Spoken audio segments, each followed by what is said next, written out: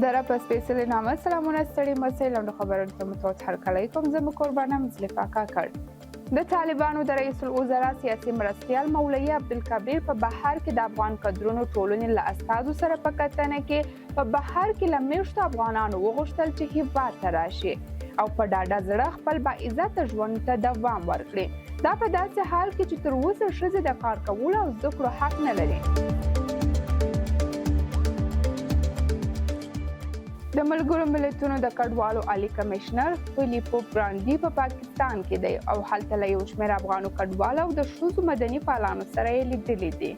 د افغان کډوالو یو شمېر استازو ویلي چې له ګرانډي سره یې د کډوالو د کارتونو د تمدید نوي راغلي کډوالو تعلیم په برخه کې شته ستونزې او د بیکارۍ ستونزې مطرح کړي د افغان کډوالو له استازو سره په لیدنه کې د هغوی اندېښنې اورېدلې او د ملګرو ملتونو د ملاتړ ډاډ یې ورکړی دی ګرانډي چې په یو 3 ورځني سفر پاکستان ته تللی پاکستاني چارواکو نه یې غوښتنه کړې چې د افغان کډوالو په ایستلو کې له زغم نه کار واخلي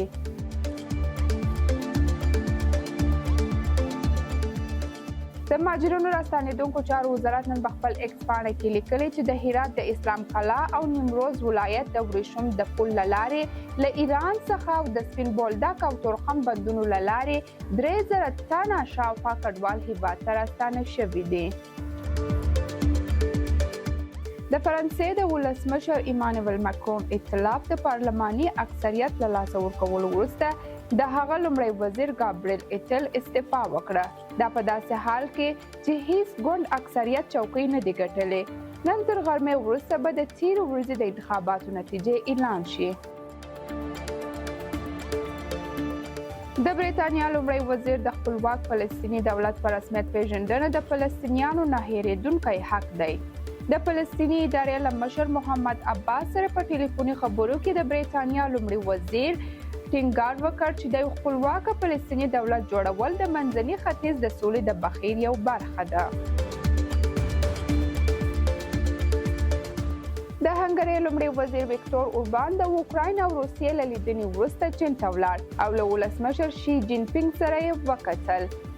اسوسییټډ پریس خبر ورکړی چې ښاغلی اوربان به په اوکراین کې د جګړې د سوله ییز حل غوښتونکی دی هغه وویل چې هنګري یوازینی اروپایي هیواد دی چې د هر چا سره خبرې کولی شي د هنګري صدراعظم تېره اونۍ روسیې ته لاړ چې د اوکراین او ګڼو اروپایي هیوادونو اندېښنې یې راپارولې وې او د اروپایي اتحادیې د بهرني سیاست رئیس ویلي و اوربان د اروپایي ټولنې استازیتوب په روسیې کې نشي کولی